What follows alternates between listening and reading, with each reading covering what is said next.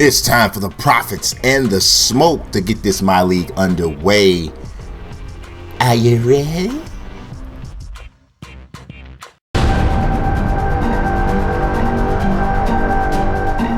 Time to play the games. The Anchorage Smoke is the first team up in me and Junior's My League, and this is a sim game for me. So I pointed out the rules to you guys. Both of us have 3 teams. So their first games will, either play a full game, we'll sim, or we'll only play the second half. Well, the Anchorage Smoke is a sim game for me in their first game. Got a game coming up with Junior with the Seattle Profits.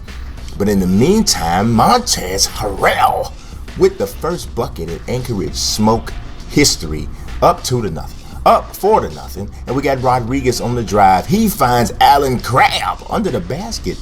And Anchorage is down 2 points, 8-6. Trailing by 3, 12-9. Sergio Rodriguez finds Luol Dang in the corner. Ties the game up at 12. Hitting a 3. Anchorage playing at home. It's a long road trip if you're coming to Anchorage. But they're down by 4. Shot clock running down.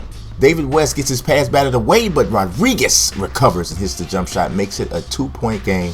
Now, the Pacers were running, flying up and down the floor. They were trying to use their athleticism. As you can see, they're in semi-transition here, all the way across court to Monte Ellis. Monte Ellis hits the 3, and they're up by 6. Now, you don't see much yet from Paul George, but he did have a huge game. The Pacers are up by 14 here. Again, Monte Ellis steps into a little medium-range jump shot, drops it in. It's getting out of hand. And it got totally out of hand. Paul George ends up getting the player of the game as the Pacers stick it to Anchorage in the first game at home. He had 28 points. You see he's bombing away from 3-point range. Doug McDermott not close enough in these. You see Doug McDermott is the one. Oh my God. Every single one is Doug McDermott just taking them. Whatever. Leandro Barbosa led the Smoke in scoring 18 points. Rodriguez and Crabbe both with 17. Harrell had 8 and 11. Then they had 6 and 11. Didn't look like rebounding was the big issue. I don't know. 3-point shooting was pretty solid as well. Defense definitely looked to be a problem if you look at how open Paul George was on pretty much every 3-pointer we just looked at in his highlight package there. 28 points. He's doing work. The Pacers are actually 2-0 already in this league, and you see as we scroll through, not much else happening. Now look at the Pacers. Like I said, Paul George leading everybody with scoring with 28. He also had 7 rebounds, 5 assists, and a steal. Only 2 turnovers. Ellis with 19. Thad Young also had a good game. But let's look at this. This is going to tell you everything you pretty much need to know. 44% from the field for Anchorage, not so good. But look at the free throw shooting. How are you 4 of 11 as a team from the free throw line? What's going on? Rebounding, they were not doing well. Out rebounded severely there. The turnover situation was pretty even. You see the biggest lead the Pacers had was 17. So they had this game pretty much in hand. But the Smoke did have 33 points off the bench, which is notable. Doesn't matter though at the end of the day if you don't win. So let's go into the next game, which is the Seattle Profits taking on the San Antonio Spurs on the road, and Maurice Spates is doing work. Now this is Junior playing for the Profits, and he's playing the full game. So this is his full game for the first game of of the season. It's 35 games. Each team's going to play 35 games. So all 3 of his teams first game. That's when we go into the schedule. So for one of his teams, he'll play a full game, which is what you're seeing from the Profits. For one of his teams, it'll be a sim game, may even be against one of my teams. And then the second half, he'll play the second half for one team. So you see Maurice Spates got the first points of the Seattle Profits history, and he gets 2 more there up to dunk. Down by 8 though, 22-14. Danny Green, that's too much space. That's in there. The Spurs are up by 11. Junior's going to have to tighten up that defense, and it looks like he's doing that. Only down by 4, but LaMarcus Aldridge working day and night. Fadeaway jump shot. They're up by 6, 33-27. Game tied at 37. Look at the alley-oop to Maurice Spates. They're doing work, but look at the real McCoy. Reggie McCoy, one of the franchise players. He drives, but look at this. Kawhi Leonard was defending him. I don't know if they clashed knees or what, but he is being helped off the court by Tony Parker and Danny Green, and that's not good. The results of the injury wound up telling us he had a twisted knee. He would not return to this game. The Spurs up by a point at the end of the first half, and Kyle Anderson with the lay-in is 53-50 at the half. So you got to look at it. The Prophets got to feel good where they are. The Spurs are without their best player. They're right in this game, and look at the spin, the win by Gerald Green. Oh my! You want to talk about high post moves? That was beautiful. Seattle up by 5. But Pierre Jackson trying to step up, giving the Spurs a lift off the bench. He hits that, cuts it to 3. 78-73, long, wild three-pointer by Wayne Ellington. Doesn't hit. Here's the fast break coming. And you got Pierre Jackson again. Baseline jump shots. Good. Cuts the lead to 3. 78-75. Now, San Antonio is taking the lead. 87-83. Now, this is a big-time play because you know what's happening there. Maurice Spates just fouled out Pau Gasol with 8 minutes left in the game. Gasol, a complete non-factor. Maurice Spates ate his lunch the entire game, but he misses the first free throw, makes the second one, cuts the lead to 3.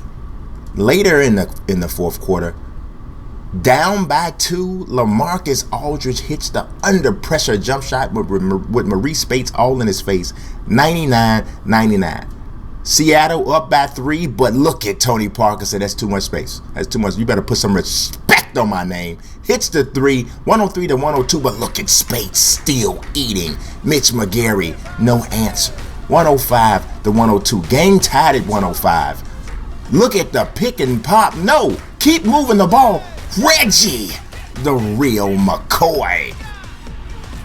Matt Pellegrino did not play for the Smoke, so we didn't get a chance to see Anchorage's signature guy, but we do get a chance to see Reggie McCoy making big shots. He's got one more for you. Fast break, left hand finish, and one. That is going to seal the deal. Knocks down the free throw.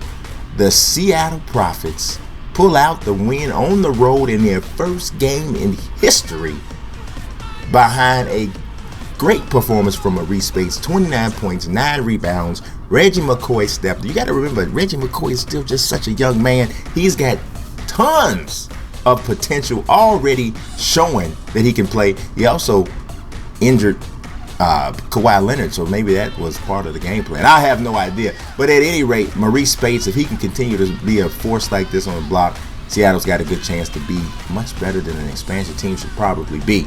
26 points and 13 rebounds for LaMarcus Aldridge. Jr. played well. I got to give it up to him. Got to give it up to him. Tony Parker gave him probably a little bit too much space a few times, but he did enough to win. Danny Green. I mean, the Spurs had 5 people in double figures. You see, Kawhi Leonard had 8 points in just 11 minutes. So he was doing work when he was playing. Spates with 29. Shelvin Mack, 23-7. There is McCoy with 21-8-6. That is one heck of a debut for the Seattle franchise player. I mean, I'm a little jealous. I didn't get a chance to play my full game or even a second half game yet. You'll see that in the next episode. Junior is definitely the star of this episode. He's been the star of a lot of 2K episodes with me lately. I'm not really feeling that too much. I'm not digging it. I'm really not digging it. But he played well. Can't hate on him. Got to give it up for sure. If you look at the statistics here, the disparity in free throws attempted is just staggering.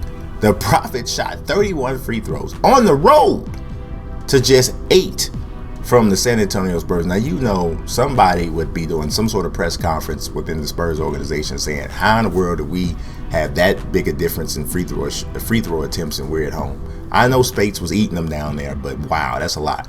Points in the paint was in the favor of the Spurs, but second chance points is in the favor of Seattle. Seattle also out-rebounded San Antonio, played much more physical than they did. Spurs only had 2 turnovers, still lost, but without Kawhi. There you go. Big-time injury right there. We'll see how that affects them. Now, in case you were wondering how these divisions are set up, you see the Bruisers are in the Atlantic. We had to move some teams around, of course. The Mastodons joined the Central with the Bulls, so get 2 Chicago teams there. St. Louis is also in that division. And you'll notice Cleveland has been moved out to the Southeast. There was no way to really have 100%, logic here with the things. So some people are going to be displaced. The Skyscrapers are in the Southwest. Some of the other teams have been moved around as well. You see here, you got the Miami Heat in the Northwest, which is totally crazy. Anchorage Smoke is there as well, and so is the Seattle Profits. There is the Pacific Division. So it's all over the place. They had to really do some crazy realignment. But that is the end of this episode. I appreciate you watching. Spike the like button. God bless. Peace.